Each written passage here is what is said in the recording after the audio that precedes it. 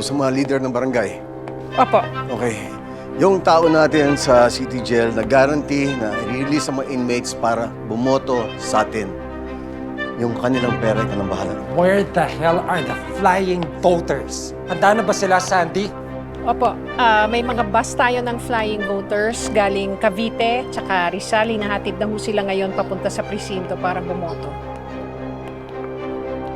Hindi sapat yung magdagdag ng boto sa atin.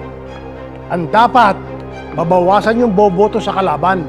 May mga tao na sa presinto para harasin yung mga watchers at botante ni Tanggol. That is not enough. Mapapuntahin na lahat ng tauhan natin doon, harangan lahat ng tao bago sila makarating sa eskwelahan.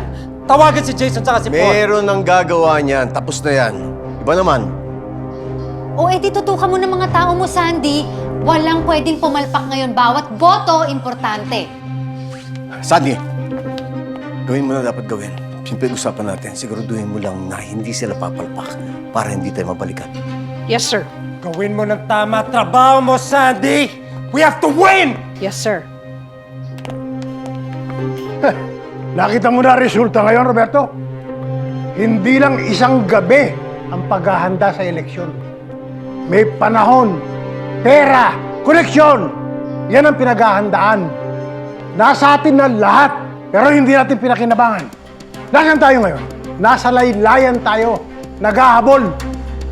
Sinasabi ko sa iyo, Roberto, hindi ako nakahandang matalo sa eleksyon ito. Papa, sa lahat ng laban ng pamilyang ito, sinamahan kita. Kaya hindi na bago sa akin to.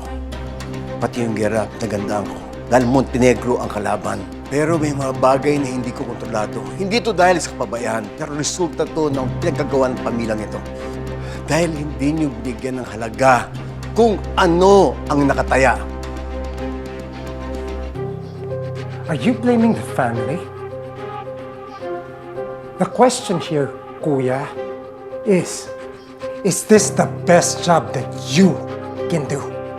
Do you think this is important to me? Ako may pinakamalaking nakataya dito. It's my face! Pangalan ko nakabandera para sa pamilya Guerrero. And you think I have an intention to fail? I did everything. Ginawa ko na ang lahat para mapanalo ang eleksyon na to, Kuya. At kapag natalo ang anak ko sa pinaka-importanting laban ng buhay niya, ano makang ihaharap namin sa mga tao?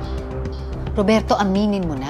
Kaya tayo nasa sitwasyong ito dahil wala namang halaga talaga sa'yo si Miguelito. Hindi siya importante sa'yo. Ang importante sa'yo kung paano isasalbay ang sarili mo. Kayong dalawa kung magsalita kayo, parang ang linis niyo. Samantalang ako ang naglinis ng mga basura ninyo. Kaya ikaw, wala kang karapatan questionin ang ginagawa ko para sa pamilya ko. Ha?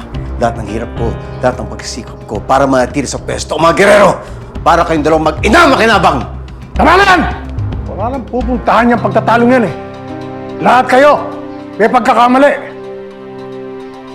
Hindi ko akalain na magkakaroon ako ng isang pamilyang mabaho, bulok, may galit sa bawat isa't isa.